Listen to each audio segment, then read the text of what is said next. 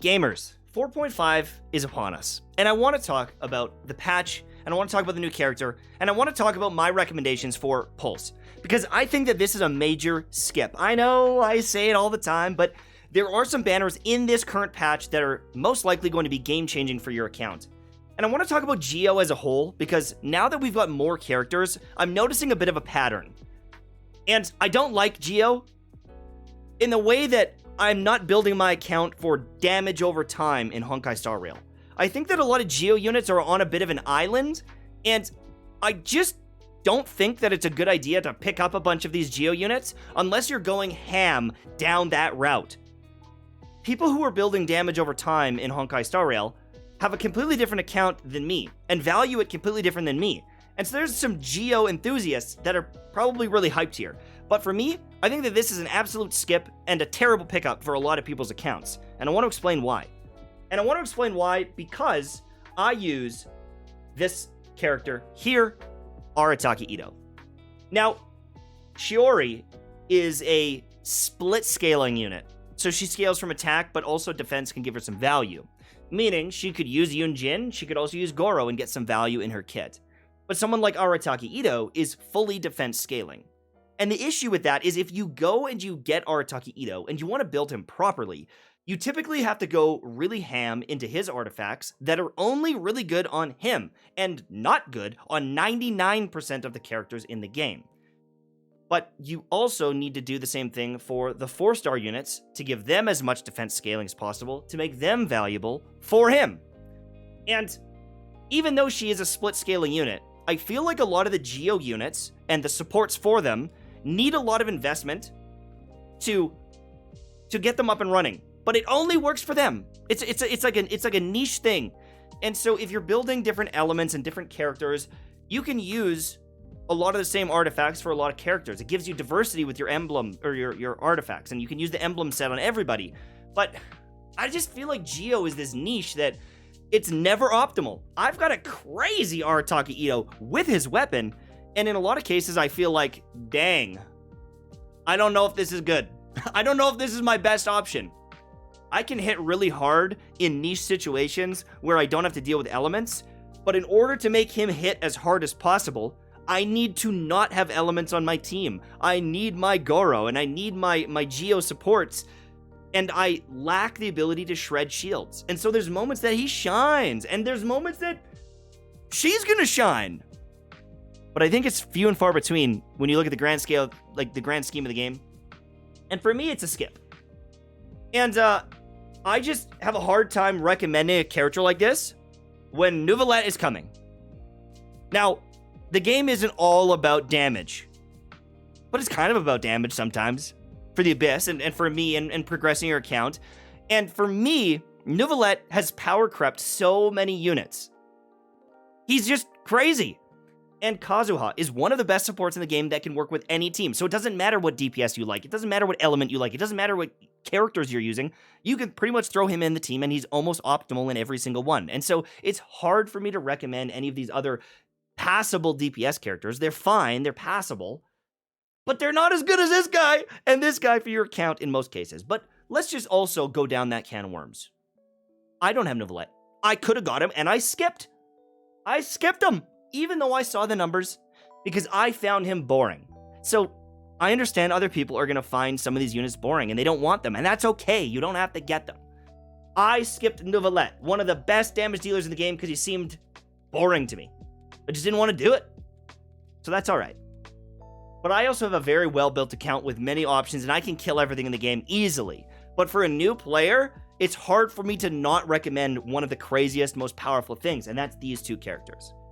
But there's also the drip marketing, where are you, for Arlecchino. And I've seen the leaks, I've seen her kit. She looks freaking awesome. All I'll say is this. She's very much got vampire vibes. And she seems fun to me. And I don't even know if she'll be strong. But the kit looks so interesting, so unique, that I want to save for her. I don't even know if I'm going to use it. I don't know how much I'm going to play Genshin. I still saw it and I was like, damn, this seems really unique. And I would rather have a cool playstyle currently than strength. And that's where I'm at. And so many of you probably are too. But if that's the case, when I look at Geo Kaching, I don't see something here that's like super fun and super game-changing. She seems kind of basic and boring and doing something that I already have on my account. So for me, it's a skip. I don't need the trailer. It's not gonna bait me. I'm moving on. I'm skipping the banner. I don't need Arataki Ito on my account. I'm skipping this banner. And obviously the weapon banner, I would never consider. It's just not worth it. Both weapons are niche in the sense that they are defense or geo-focused. They're just not good enough, and there's always going to be better weapon banners.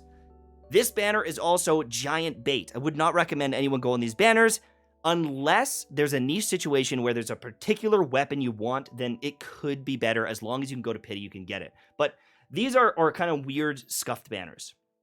That being said, if there's a situation where they open up a banner in Sumeru and some of the other characters that you could lose the 50-50 on are cracked, like Tainari, like there might be a situation where, like, maybe, as long as you can get to pity, maybe. But just be careful with this banner overall. But I wanted to talk about this here. No, not this. Get out of here! This Polearm is an event weapon coming in 4.5. And it's actually pretty cracked. It's an HP percentage item, which is niche. Not everyone uses it. But it's also going to give you energy when healing. And so you could throw this on Yao Yao, who's actually a really solid Dendro unit, especially with Constellation. She starts getting pretty crazy. You could throw this on Yao Yao. And maybe a future, Polearm healing character as well. This is an item that I would recommend you pick up.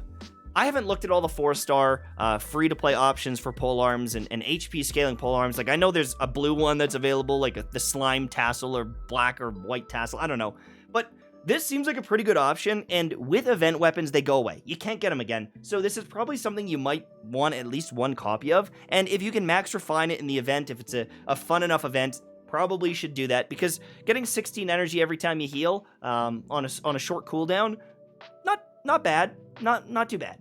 Especially if you're trying to get some big chunky heals or shields or whatever that are scaling off HP. It's a pretty good piece. But for me, I'm just going to be hoarding my stuff for Arlecchino. That's all I'm doing.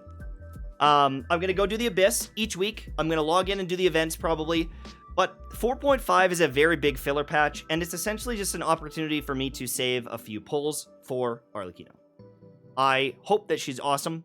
I really, really cannot wait to see the official kit. But 4.5 is kind of an opportunity to either pull some old units that are really good, or just to save for maybe the future. I know that the anniversary and Natlin and all this stuff is far away, but for me, I'm kind of in the realm of like saving now. Especially if I want to get the Archon and all that stuff. I've done some really sus pulls lately where I was like trying to get Nahida C2 and Furina C2, and both of them are at C1. Like, I failed miserably. And so now it's like, I'm waiting for a rerun to get those C2 to, like, really just take them to the next level. I'm obsessed with strong characters. I'm obsessed with, like, the most meta account.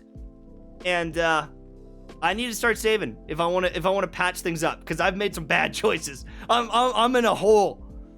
So, that's where I'm at.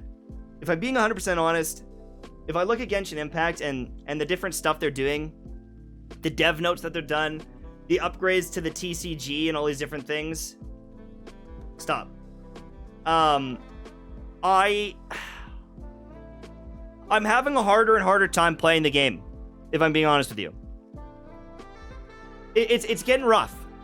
It feels like they're building a game that's not for me. And so I will give you my feedback and I'll give you my opinions on the characters. And if I think of a cool guide along the way, I will do it. But I think you all know where I'm at, and I've been at for a long time with Genshin. It's hard to like let go of the game because it changed my life. But it's another patch where I'm just farming Primo Gems, and that's if I do it, So have a good one. Have fun out there. See you soon.